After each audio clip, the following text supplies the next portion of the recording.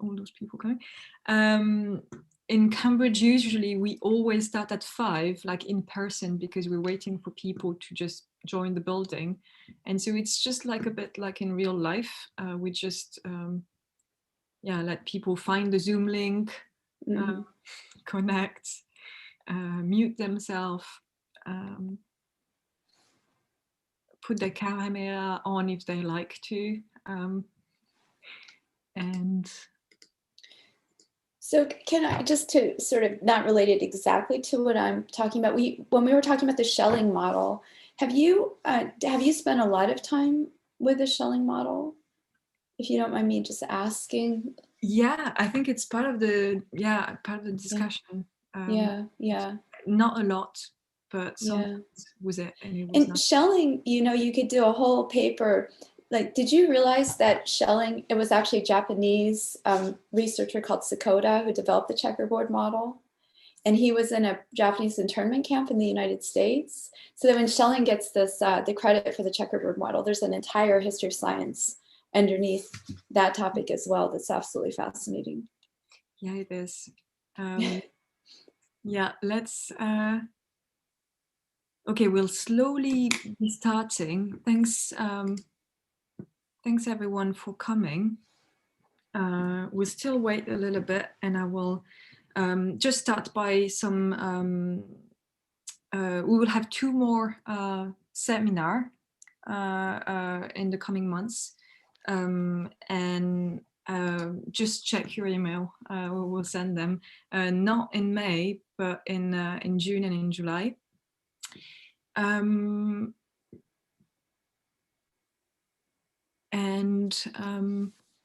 Hi everyone, it's nice to see some faces. Feel free to just mute yourself, but if you want to have your video on, that's always nice. So I will just start in a few minutes, like at 4 or 5, before, so that everyone can connect. And I can see some people putting the camera on, so that's nice. And some people waving. Hi Raf, hi Anna, hi other people. Okay, let's start with the seminar. So first of all, we're very pleased to have a presentation today by Sonia Amadei on a new paper, and I will just introduce our speaker today. Then I will do some housekeeping, and then we will start. So Sonia Amadei is a lecturer at Helsinki, but she's also a research associate at the program in Science, Technology and Society at MIT. She's also affiliated to a Cambridge Center, which is the Center for the Study of Existential Risk. And she have been working on a lot of different things. I personally really like the book on rationalizing capitalist democracy, because it's one of the first book I read during my PhD. And she also worked on normative theory, on philosophy of social sciences, the philosophy of public policy too, and many other things I will not sum up because I think it's very difficult. And today she will talk about a model of systemic discrimination. And I'm personally very happy with this topic. So just before going into some housekeeping about how the seminar will go, we'll just do our traditional poll. So you will have some question that will hopefully pop up on your screen. And while you're answering that, and I will give you like some 10 seconds to answer, I will just do some housekeeping. So maybe Una, if you could share the poll.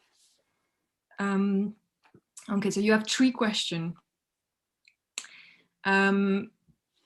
Just to, so yeah, please stay on mute during the seminar, except if you are asked to unmute.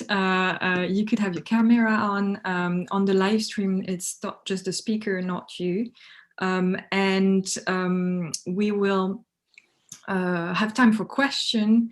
And if you want to ask your question, you can use the chat, you could use Twitter, you could use YouTube, but you could also just raise your hand or say, I have a question in the chat, and you could, if you want, just ask the question yourself.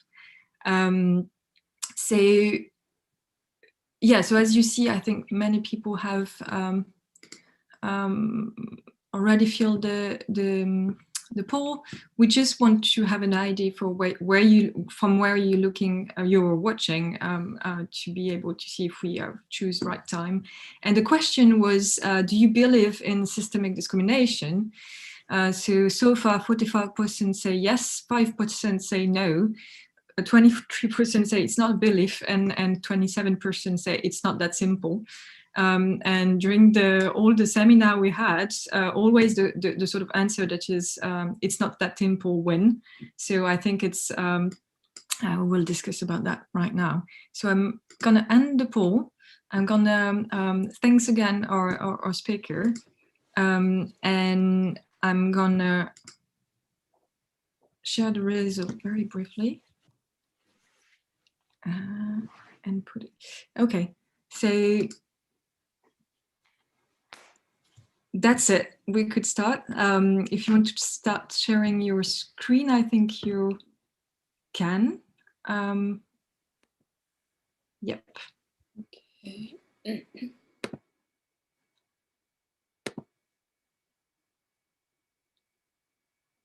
All right, so ready to go then?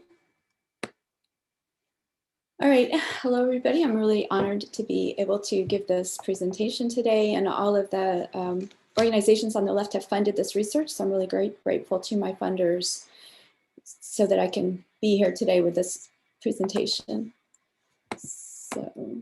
So the question that I'm going to be discussing today is that given where we are with global politics, at least in North America and to some extent in Europe, asking about where is our model of systemic discrimination given tensions over our legacy of having colonized Native peoples and having ethnic discrimination, for example, that's ongoing within the United States. And then as well, we can think about the gender questions now that, for example, have erupted into the Me Too movement. So where can we look to social science to give us some kind of model of a mechanism that could help us understand systemic discrimination better? So that's my motivation, my question. So in getting set up for the seminar and talking to Cleo, we had discussed the Schelling checkerboard model, which is sort of in the background here. And I'm going to talk to you a little bit more fully about it later, but just to tell you what my orientation is in terms of looking for a model of systemic discrimination. Well, typically within social science today, we want to look at micro levels of action and decision-making, and from that understand macroscopic patterns, so that then Schelling has a model that uses this approach, and he comes up with systemic segregation, and I'm coming up with a model of systemic discrimination, which could also be used to think about a model of structural violence, or thinking about classes of actors like debtors and creditors. As well, in my model, one can look directly for what the role of power is, and the role of power is directly in threats of harm or violence. This has a STS, Science, Technology, and Science Studies of Society approach, which asks, why is it that the mainstream could have a game theoretic model about systemic discrimination and just have somehow overlooked it? And then also by the end of the talk, I'll discuss a little bit how game theory can be useful as a heuristic, but that ultimately if we stick within a paradigm of game theory, strategic rationality, then we'll be stuck with a realpolitik analysis of power, which essentially leaves the world as it is potentially. So today I'm talking about the topics of liberalism, the role that game theory plays in it, and then in systemic discrimination. And just this is a real brief overview to remind us of classic liberalism's blindness to systemic domination. From the time of Adam Smith, there was already slavery, and somehow, of course, for the classic liberals, this ethnic domination and discrimination wasn't on the radar. And I just have this little graphic icon to reflect on that. Then if we think about what was the resistance to classic liberalism, we have Karl Marx came up with the idea of solidarity. It was used for the suffragette movement, and I have other icons, the trade union movement, and as well then government intervention in order to try to rectify some of the wrongs of having systemic patterns of where one class or one type of individual will dominate the outcomes for other types of individuals. If we look at neoliberal capitalism in my work, I've said that really the only legitimate type of action that's sanctioned is a strategic rationality, and the arguments from game theory and rational choice have all said that solidarity and collective action is basically irrational and have actually made trade unions borderline illegitimate and illegal. So then one could say that identity politics, which I also have a little icon for, in identity politics, people problematize labels that could be male or female, that can be ethnic, and by challenging stereotypical identity markers, then one can challenge how one is treated in terms of how people recognize us and then extend different ways of classifying us and hiring us for jobs, for example. So then I'm making a transition here, thinking that, well, under neoliberal capitalism and from the 1970s onward to even now, game theory is still much in vogue in many social sciences. Somehow still there's a missing model for systemic discrimination. And so I'm going to introduce you to a concept or a model that I've developed, which is called the Hofda binary model. So just to sort of give you some background of where this thinking comes from, I was really fortunate to be at CASBS at Stanford in 2020. And I have been working on the prisoner's dilemma for over a decade, really. My book, Prisoners of Reason, is essentially how under neoliberal capitalism, everything is a prisoner's dilemma, and the role of government and the role of many institutional structures is to solve the free riding and the type of issues that arise with this analysis of the prisoner's dilemma. So spending the year at CASBS and also I'd already been exposed or been thinking down this path, but then essentially I was recalling all of the different ways that we can apply the prisoner's dilemma, and I'm not going to read these all, but basically prisoner's dilemma has been applied to a lot of different social dilemmas, anarchy, free riding, deterrence, it goes on and on. But what I wanted to do then is to say, okay, but what about the prisoner's dilemma assumes equality, equal relationships among the people in the prisoner's dilemma. What if we look at the dark side of capitalism and look at systemic discrimination? What can we learn from game theoretic models about that issue? And here are some examples of systemic discrimination. For example, the enduring pay distinction where men and women can have the same type of work and then get paid different amounts of money. And then also just looking at the COVID-19 pandemic, how it disproportionately has affected in North America and in the UK, people that are African descended individuals versus Caucasians. And these are just to show you some examples people use to think about what is systemic discrimination and to ask the question about what this is and what could be the mechanism underlying it. So the model I've developed, I argue, really could be as fruitful of a model as a prisoner's dilemma. And I just came up with all of the different things you could apply this new model to. So bourgeois property rights, structural violence, coercive bargaining, matriarchal versus patriarchal systems, sexism, racism, the master-slave dialectic, and power. And I just think it's sort of exciting to think that we could open the box and have broader and newer ways to think about some of our enduring problems. So next, what I want to do is just to put on the table the very close relationship between the prisoner's dilemma model, which so many of us have studied, analyzed, and seen in much academic research, that really the hawk-dove game, which is essentially, it's a case where the matrix in the model is basically on the left or the bottom left-hand corner. In the hawk-dove game, you have two contenders, and they could both be doves and they can share some good or outcome amicably. If one person essentially defects, like in prisoner's dilemma, and the other cooperates, then the person who defects, like in prisoner's dilemma, gets all of the reward.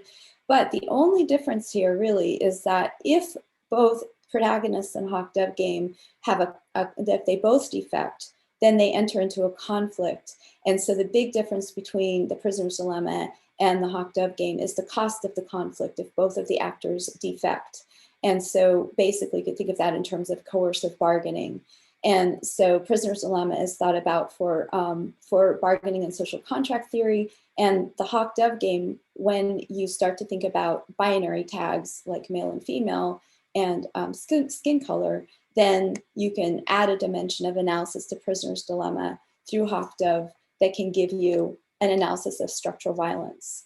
So here's another graphic example of the relationship between prisoner's dilemma and hawk-dove. So don't worry if you're not familiar to seeing these graphs, but here basically there's an economist utility space. And so the prisoner's dilemma is basically here defect, cooperate, where one person gets all of the goods. If both cooperate, then they're on the Pareto frontier, and that would be this dove-dove or cooperate point. And then here's the other point where one person defects and the other cooperates. And the red dot is what if both defect. In the prisoner's dilemma, neither do that poorly, but all we need to do to move to the hawk-dove is that the cost of defecting goes further and further down. So the crossing over point is this the point between the two meeting points of the axis, where that's the point where something could be both hawk-dove and prisoner's dilemma. So you increase the negative utility of conflict and you move into the province of hawk-dove. So the key points here are that through coercive bargaining, that would threaten a worse outcome. If you end up in some kind of a contest with someone, then you cross a line between what you would apply a prisoner's dilemma model to and what you would apply a hawk-dove model to. And then just in the parlance of game theory, just to remember that when we're thinking about equilibrium points, I will bring that up later, because if you're not familiar with game theory, it will seem like overkill with what the information I'm giving you.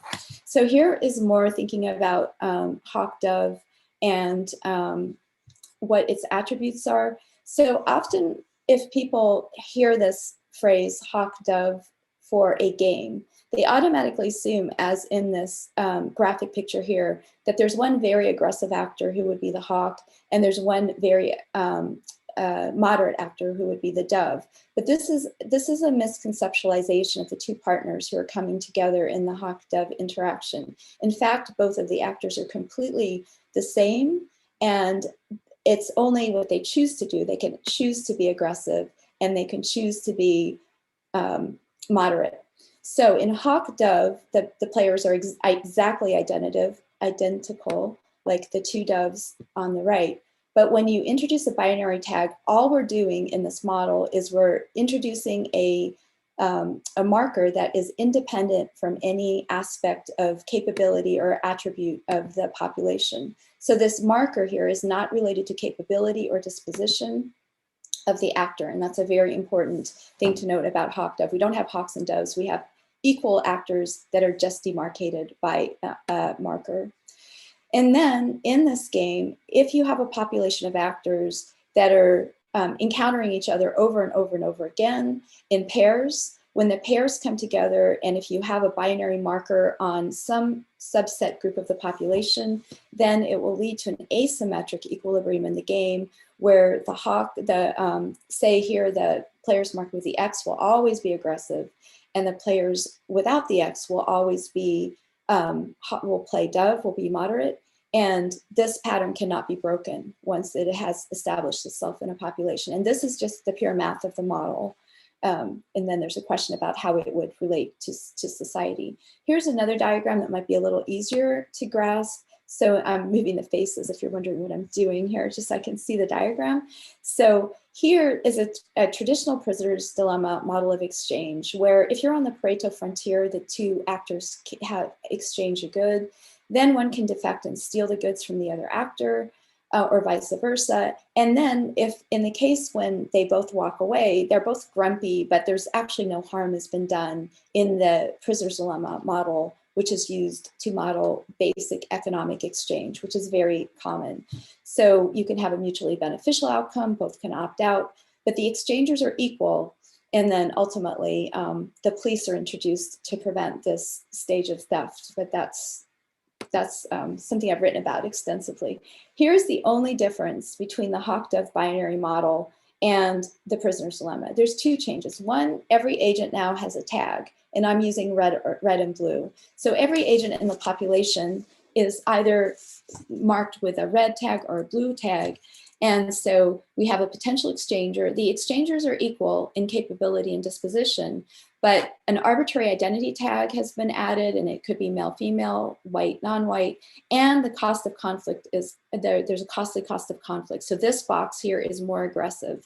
So you can see the prisoner's dilemma, there's really no bad outcome if you both defect, but then you're in Hofda, there's a bad outcome, and everyone has a binary tag. Those are the only differences between prisoner's dilemma and Hofda. Okay, so now, because I've developed this model, and I want to get to the gist of what's exciting about it, so I'm not going to dwell on the mathematical intricacies of the model, but basically just to give you a very brief overview of it. So there's a number of variables that go into modeling a complex set of interactions. For example, you need to know how many agents you have. You need to know how many times they're going to be interacting. You need to know your overall population, your percentage of the ones that are red, your percentage of the ones that are blue. You have to decide what your total reward is if they have an exchange, or if one gets to walk away with all the goods and the other one gets nothing. You need to know how costly is conflict. And once you know all of those and you use the model that I've developed, then you can input that data and you can run the simulation. So now to come back to the Schelling checkerboard model. So in the checkerboard model, the big idea is that Schelling had a grid that was a neighborhood, and all of the actors are either red or blue. And they only care about one thing. Each actor only cares that they will end up living in a neighborhood where 50% of their neighbors are like themselves, which is not thought to be an overwhelming discriminatory preference.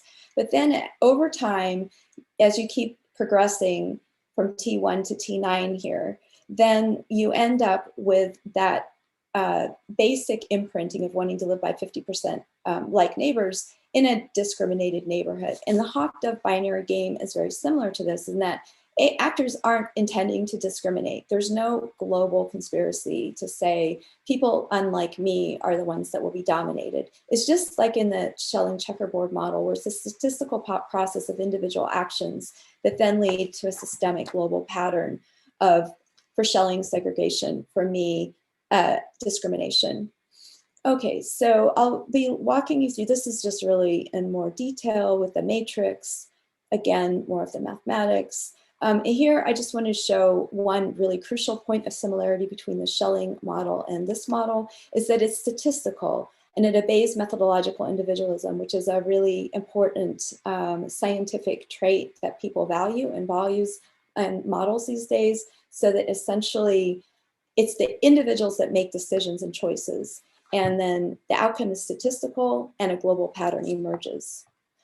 Okay, so the game is divided into two. In the beginning, the players, even though underneath their skin, they have a preset identity to be either a color of white and blue, but they don't know that, or red and blue, they don't know that color yet. So what this shows is that when players interact and whether they're male or female or whatever the identity marker is, underneath the surface, the outcome, the average point per round and total, and the average per round is relatively equal because it's statistical and you can't differentiate between actors.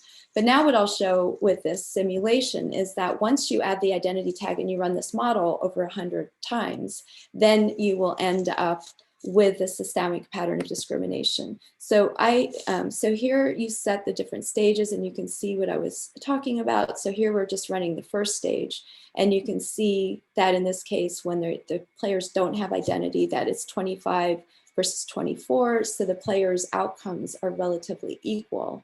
But then we'll reinitialize the setup and we'll show that if in the stage 2 where you introduce the binary tags and you say for 100 rounds of play, you are marked by either red or blue, and you can set the percentage of your players. In the end, I use 50-50 for the red and the blue players, and then play the simulation.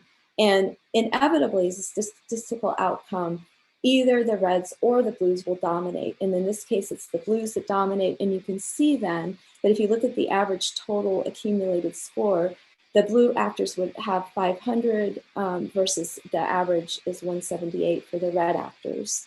And the average param is significantly different. And this then could be used to model over time if you have systemic patterns of discrimination.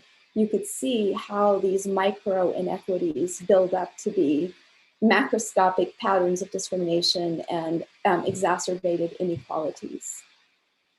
Okay, so what's the significance of all this?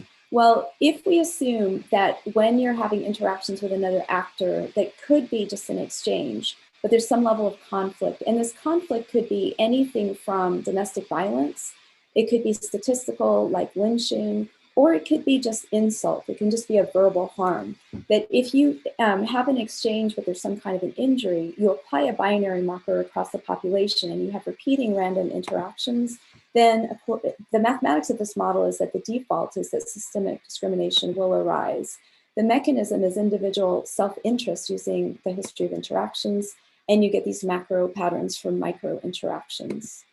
So the mechanism of discrimination is just that individuals seek resources, there's some level of violent threat, individuals cue their decisions on what to play according to the history of their play, and again, the outcomes are just statistical based on individuals' acts. The result is that if there is a significant cause for conflict, a binary marker in the population is sufficient to result in systemic discrimination, for example, white, non-white, male, female, it could be according to age. There's a lot of ways you could have markers that function in a population. So now I'm at my conclusion, right? So systemic discrimination is neglected by classical liberal theory and in neoliberal theory and by game theory. Hofda binary obeys methodological individualism and it operates statistically. It demonstrates a powerful mechanism of systemic patterns of discrimination, and it is definitely overlooked by really all of the social science that has been using game theory for 70 to 80 years since its invention. So this will operate unless it is offset by collective action, denying binary labels, or you can have some kind of government intervention. So in essence, as long as we're stuck with a realpolitik strategic rationality approach to the social order, then it will be very hard to remedy these types of patterns because you need to step outside of that strategic realpolitik social science approach because otherwise you'll just be endorsing this. You need countermeasures. And this is my final slide to look at the implications and to put in the perspective. I had this article from the Atlantic, The Violent Defense of White Male Supremacy from September 9th, 2020, and just to look at my conclusions. So liberal and neoliberal capitalism extracts surplus value by the Hofda binary mechanism. And how does that work? You threaten harm and you end up with asymmetric patterns of coordination across the population that once they're established, they're very difficult to undo. Systemic discrimination is maintained by the threats of violence, and then, and this is very consistent with how game theory makes analyses of society, once there's a systemic pattern, it's normalized into law, so that the law ends up being also asymmetric. So example with police brutality, it will side with people who are privileged, who are in the dominant group, and then for individuals that are involved in like violent acts of self-protection, the law will cater to the dominant position. And this is actually true for ethnic minorities and also for women. The sentence for a woman that protects herself in self-defense is much harsher than for males that defend themselves against violence. So systemic discrimination is the default. It will need to be countered unless that's what will arise according to this model. When the traditional legal order is threatened, violent protection of privilege is escalated because we know that these patterns are already there because of they're threats of violence, like domestic violence, for example, and that then there's this fault line where essentially there's an escalation of violence to protect this order because it was violence that established the order in the first place. So this order is directly linked to violence. And then I just have one more last. There's a fault line about how we think about these binary operators, whether they're inherent or whether they're socially constructed, whether they can be remedied. And then really there's this legacy burden. So the article I started with, which is from the Financial Times, it's asking about reparations for slavery. And really there is a legacy burden. If this mechanism has been operating, you can see the accrual of value in the hands of the dominating class. So then you would have this legacy that you could then study the question of reparations. And that is my conclusion. So I will stop here. So should I stop sharing, or what should we do? Maybe you can stop sharing, and if we have a question, if anyone have a question on the slide of the model, we could go back to the slides.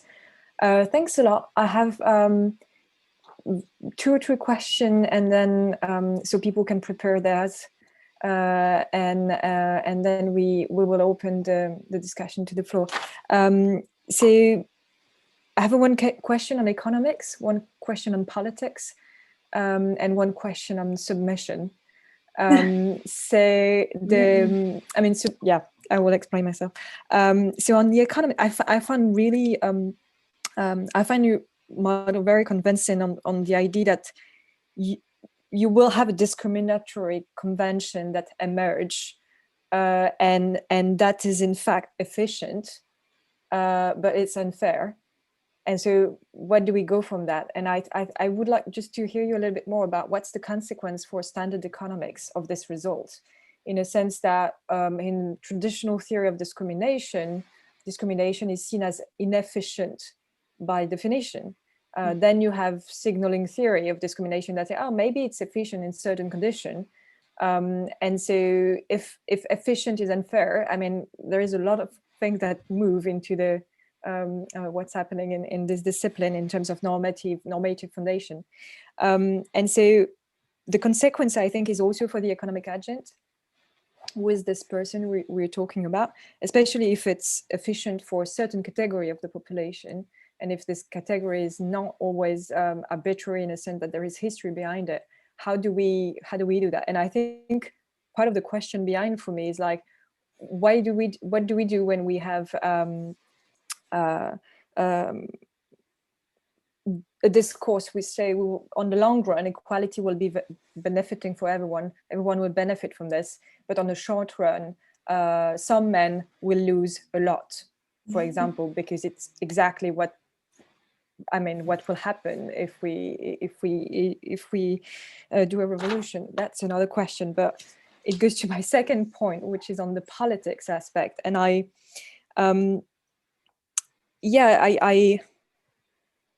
what about meritocracy? Because so in your model, there is this idea that sorting individual when there is marker of identity will produce a sort of hierarchy.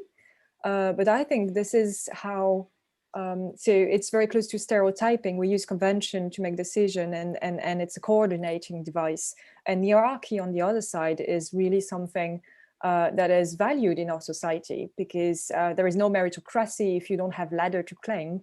So we value hierarchy as a way to sort individual and organize the social.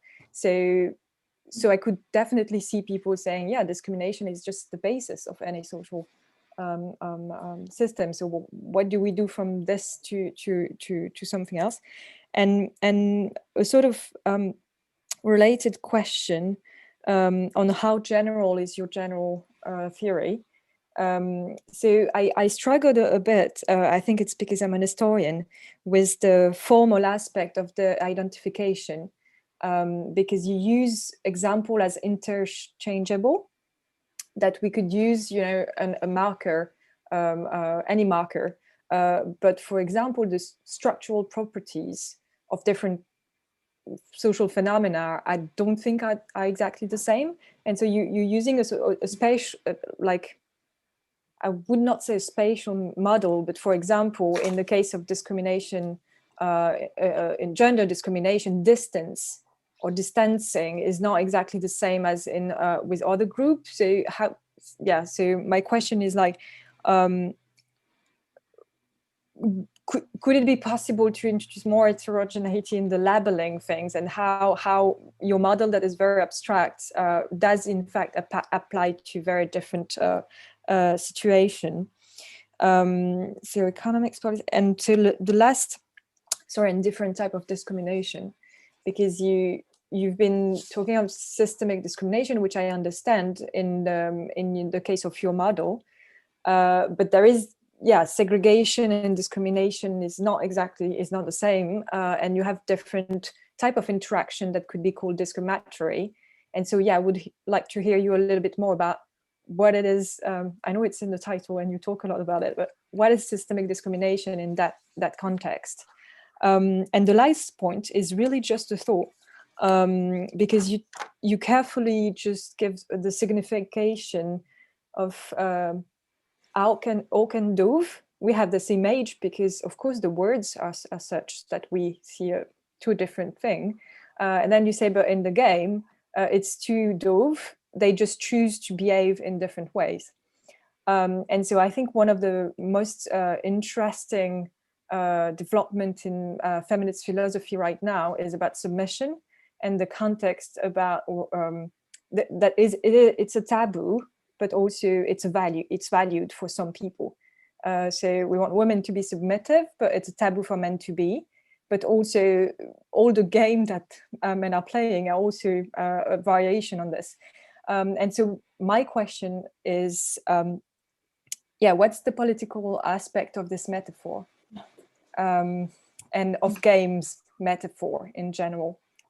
So yeah, you answer whatever you want, and then we will go to the question in the room. Thanks a lot for your presentation. Okay, all right. So I'm looking at the watch here and seeing how fast can it go. These are really great questions. Really, really. I mean, I could write a whole article about each question, but let's start with the economics and the question of efficiency. And I think that that is hitting the nail on the head precisely to raise this question, because if we read Gary Becker, he says that in his 1970s book where he's addressing discrimination, he says that ultimately the job market will sort itself out because employers will see that they can hire ethnic minorities for less money, and don't worry, over a few decades this will sort itself out. But then it doesn't seem to be, and the question is why? So yes, this is really challenging for that idea. I mean, here the economics of it is that the systemic discrimination is very efficient. And Kaylin O'Connor, whose book I have on another slide, she's done work on this, and she argues that from an evolutionary game theory perspective from prehistoric times, that this kind of distribution of labor, that it was very important for people to have efficiency in their social production, but that over time it became entrenched into these kinds of discriminatory patterns. Her models are slightly different, but she's a brilliant theorist working in this area. So then the question is, well, how do we counter that? And it was actually, I guess it was somebody who gave a question to me in another talk who mentioned that, well, the no harm principle. So essentially, if one could prevent that harm, then, or really take a very strict stance against harm, then the prisoner's dilemma wouldn't switch into this Hofda binary game. But you have to be very, very vigilant because, of course, domestic violence is happening in private households. So how can you make sure that you're not crossing that line where you're moving from a situation of equals where there's no threat of harm to where you're operating in a system where there can be systemic exercises of harm behind the, in privacy, or even basically legally sanctioned. So then I just come back to really you have to really try to enforce the no harm principle and be really sensitive to how threats of violence are functioning. Collective action is a true and tried way to try to change the outcome for classes of actors. And of course, game theory systematically says that that's irrational, but I disagree with that. Then also identity politics, where people use all kinds of tactics to try to not be identified according to this binary tag, which is acting in a discriminatory way, which is used to differing degrees of success. For example, in Hungary now, it's constitutionally mandated that your sex, your birth sex on your birth certificate that's it for your life. Like, you cannot change from your identity. So there's really a pushback. There's an attempt, like with the one drop rule in the United States, to legally enforce this identity. So you are marked by it and you are subject to these treatments. So you have to counter all of these by law, by every strategy that's in your toolkit: government intervention, identity politics, no harm principle, and collective action. So then the hierarchy question is also, I think, brilliant. And originally the way I came at this was by thinking about hierarchy in international relations. So in international relations, the whole problem is anarchy. And the definition of anarchy is there is no hierarchy. And the international relations, there is say that there cannot be hierarchy in international relations because you can't get these relationships of, you can't build any kind of a hierarchy. So then this is on a couple of my other slides. There's two theorists who are feminist theorists and I are, and they argue that, well, the kinds of hierarchy that do exist, nations struggle for dominance in international relations because the relationships between genders are how all men have, I mean, men that are successful and have families in that way and are propagating will have relationships to females. And so everybody is used to hierarchy in their intimate domestic affairs, and they bring this into the international arena.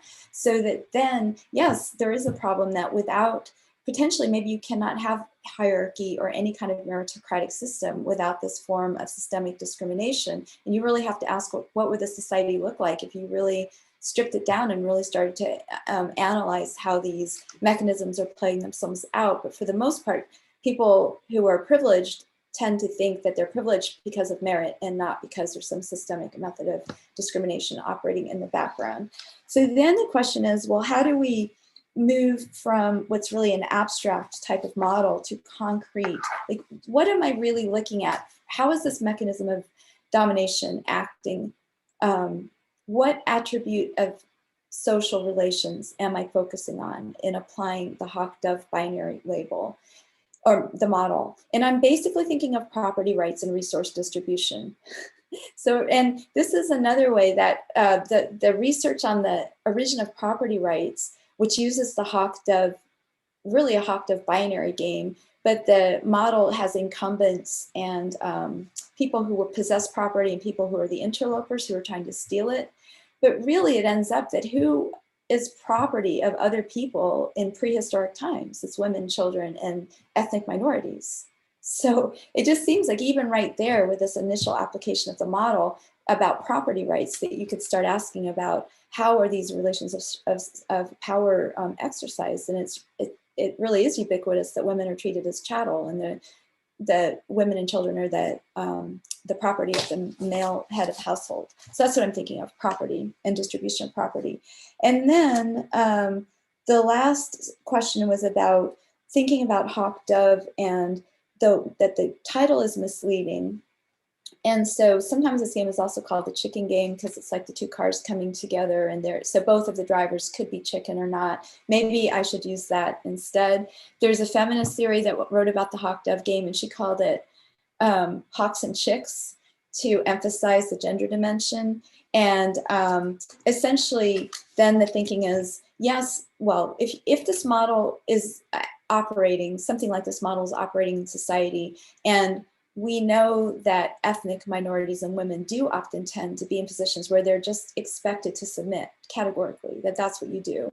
And I mean, I'll just speak to my own vocabulary. The times I say sorry, just, apologize, I just automatically just defer in my own patterns of idiom encountering the world. It's just mine. I submit a lot.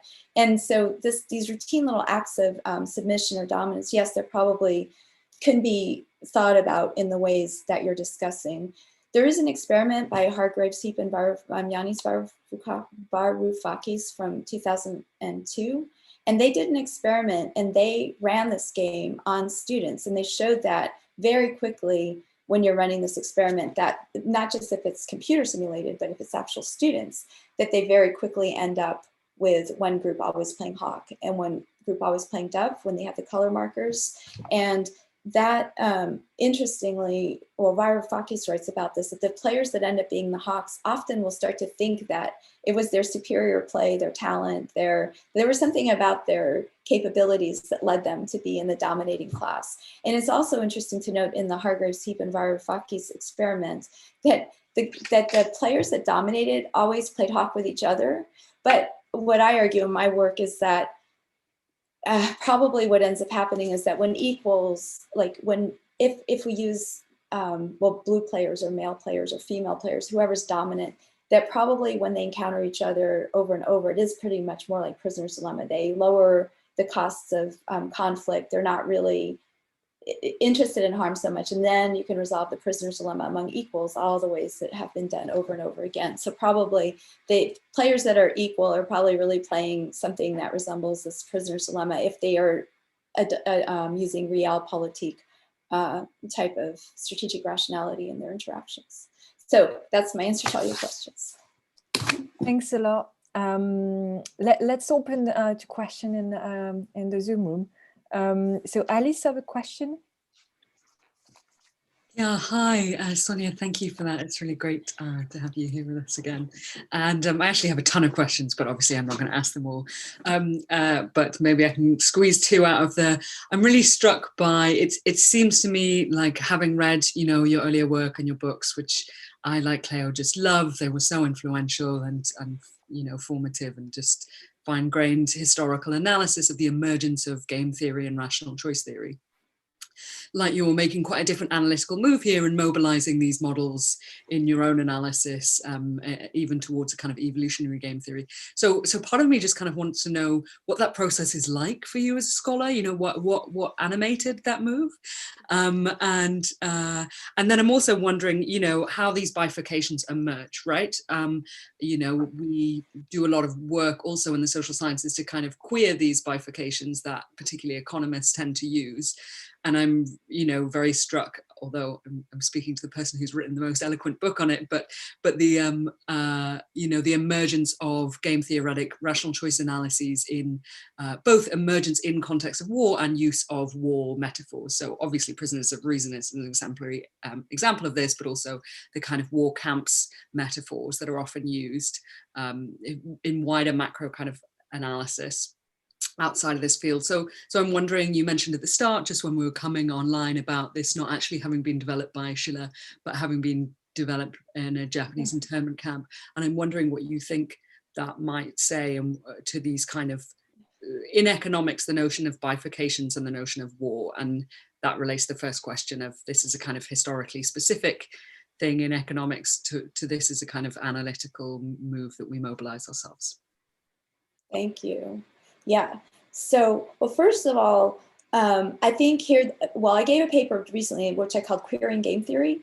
And the idea was simply that, how was it that this is, since the costs of conflict are way more grave in Hofda versus in Prisoner's Dilemma, and we have all of these people that have been doing war in Prisoner's Dilemma for decades, including nuclear deterrence, how is it possible to miss this model? I mean, it just feels like somebody else should have stumbled on it and not me. And so I have not abandoned at all my staunch critique of game theory, but this is more saying, this is an imminent critique saying, hey, if you guys want to have game theory, you need it all. like don't overlook this really important model that is right under your nose. That, I mean, imagine the armies of people that have developed Prisoner's Dilemma, and what could happen if armies of people develop the Hofda binary model. In, like, I'm one person, and the number of people that develop Prisoner's Dilemma are just legion.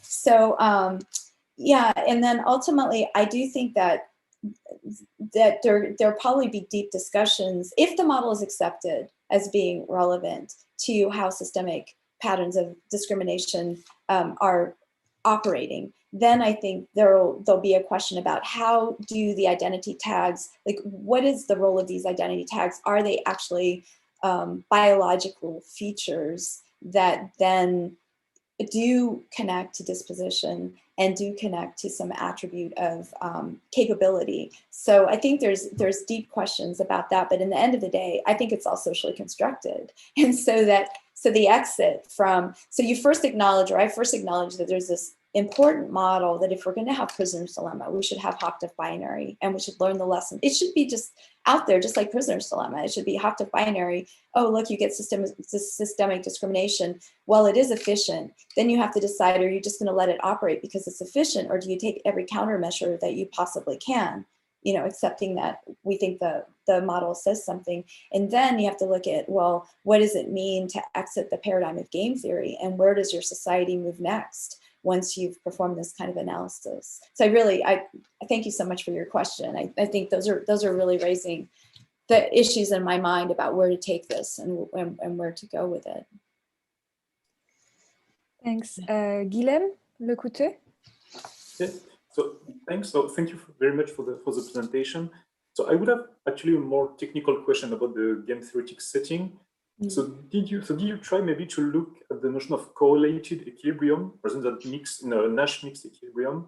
But the thing that if you have a correlated equilibrium, so what happens is that when each player they choose a strategy, but they can base a choice on a public event like that. They know that their choice is correlated. What's interesting that in your model, so I'm not sure whether technically you have the same thing, but I guess it could work. But since you create types, actually you create a signal on which people can coordinate. It's either red or blue. So maybe it's different, but maybe there's something a bit similar. And I think it could be interesting to look at that, because actually, if you think about correlated equilibrium as beliefs, for instance, if based on the public event, we all do the same thing or different things, etc. So it also means that in the end, you could have discrimination because we all internalize the kind of rule that we should do that in this situation, and that in this situation, etc., etc. And you have another interpretation just in terms of how we internalize the beliefs and then maximize based on that. So I don't know if you have looked at that. And just to add right after that, was actually to connect with something you mentioned after with the no harm principle, etc. That even the way it's defined strategically speaking. So, for instance, in Bob Oman's, so when you define correlated equilibrium, you have the additional condition of rationalizability, which is a terrible word, in which actually you have a correlated equilibrium if you can individually deviate from this kind of correlated belief. But even in terms of Bayesian updating, it's not clear that it's rational to do so. So even technically speaking, it's not clear. You have two ways. Either you can deviate altogether or just individually and break from everything. So I think maybe it would be interesting to look at that for the general question of social norms.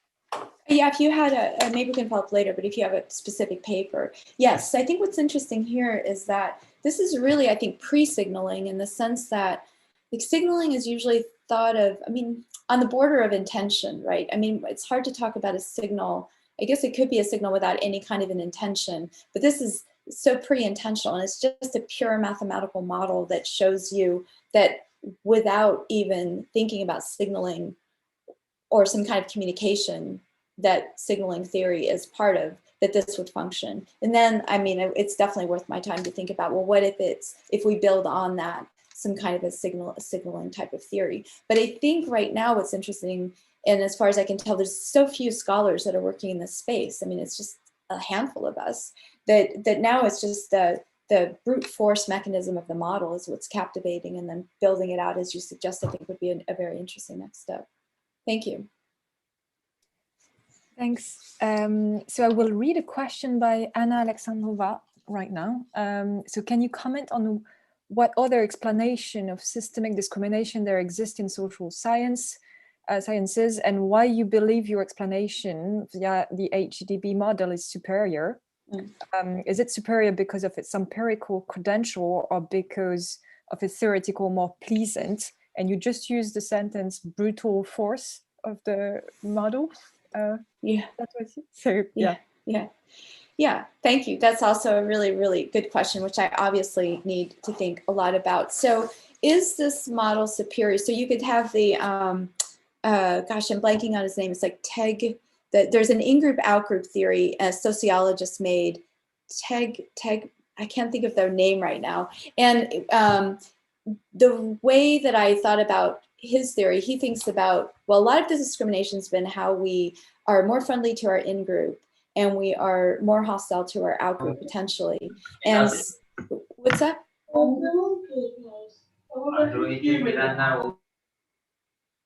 I don't know if someone was trying to tell me what the name of that author was. I have it written down in one of my papers, but so,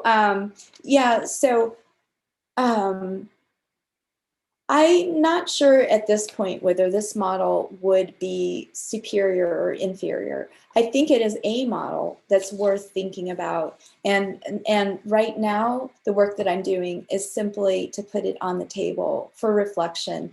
And then I think, so the Schelling model is not really, it's not in direct contest, because obviously it's about segregation and not systemic discrimination. But as far as I know, in game theory, this is the only game theoretic model that would give you a mechanism for systemic patterns of discrimination. So I guess I'm saying so far that if we appreciate some of the insights that game theory has to offer and also acknowledge its limitations, then it would be very valuable to consider this model and then to reflect on the role that it plays in terms of our best understanding of discriminatory patterns.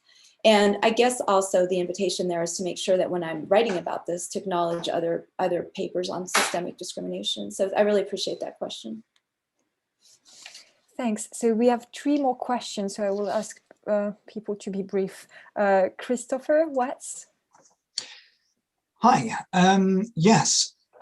Well, I read your paper briefly on Sunday. I've tried to reproduce the results in NetLogo. So I have a few technical questions for you, which I won't ask now. I'll send you an email with them if that's okay.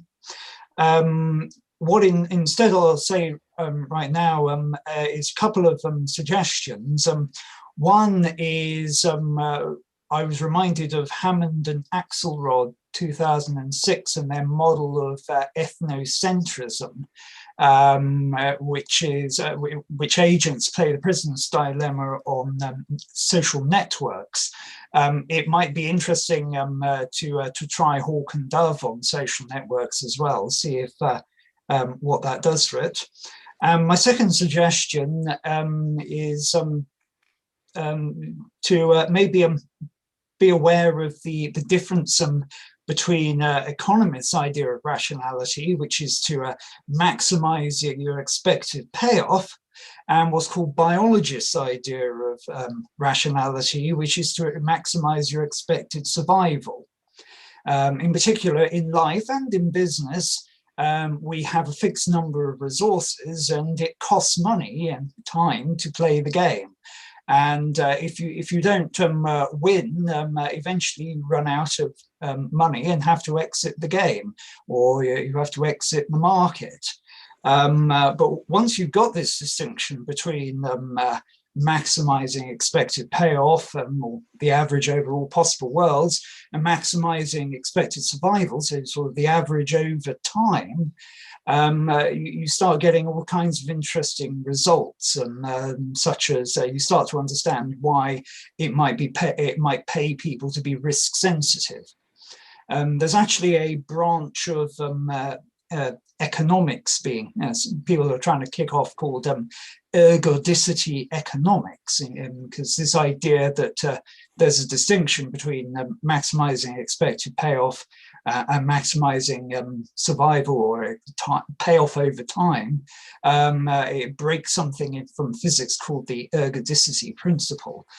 So you might like to do a search on that if you're unfamiliar with it. But yes, I don't know if you have any comments on that. Otherwise, as I say, I'll send you an email. Thanks. Yeah, I think I didn't talk about my model in specific because, yeah, there's issues at the initialization that I need to go back through. So I would love to hear I'd love to be in touch with you. And yeah, thanks about the ergodicity principle. Your points are so well taken. I wish I could do them more justice. So we're really short on time. I just want to take the question of Ibanka, because I think it's a great question. And yeah, do you want to ask it? Sure. Okay, so I'll just read right from the chat. So thank you so much for this talk. It was very fascinating. I'm curious to hear whether you think a model for discrimination may be used to justify the creation of more homogeneous spaces.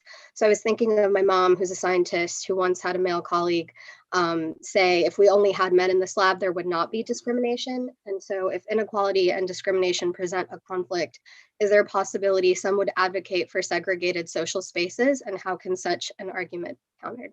Thanks. Yeah, thank you. I would need to think more about that, but offhand, the idea of the segregated spaces well, this was on another slide that I prepared if I'd been able to go in more depth. There's a recent book that came out by Justin Denkins that's about, it's called I think it's called Bond Inequity. It's in my Twitter account. But basically he's arguing that it was segregated neighborhoods in the United States that in the 1970s were subjugated to, instead of credit ratings that were based on Standard & Poor's and Moody's, the credit rating in the 1970s was changed, that if you have so much percentage of quote unquote Black people in your neighborhood, then your credit rating went down. So that having segregated spaces in terms of how the development of ethnic discriminatory impact did not help in that kind of a situation. So I'd be really cautious to think that automatically by having segregated spaces that would be an answer. And also with the way that sports, like if you can have men and female sports, but that it seems like female sports are usually underfunded. So, but point well taken. And I'll think more about that question. Thank you for your question. Thanks a lot. I think we will stop here because we are on time. I just want to give you the opportunity to say something else before we close the call, or if, Oh, well, the questions I received are so amazing. I feel like it's really furthered my thinking. So I really appreciate the audience's reflections. And I know that I was covering a lot of material. So I'm just very pleased to have been here today. Thank you. Thank you very much. I really like the discussion, and I think people too. So thanks a lot, everyone. Stay in touch with the next seminar, which I'm not telling you because I forgot the date. So watch your email and we will give you more information. Thanks a lot, and see you soon. All the best for everyone, and thanks, Sonia Madai.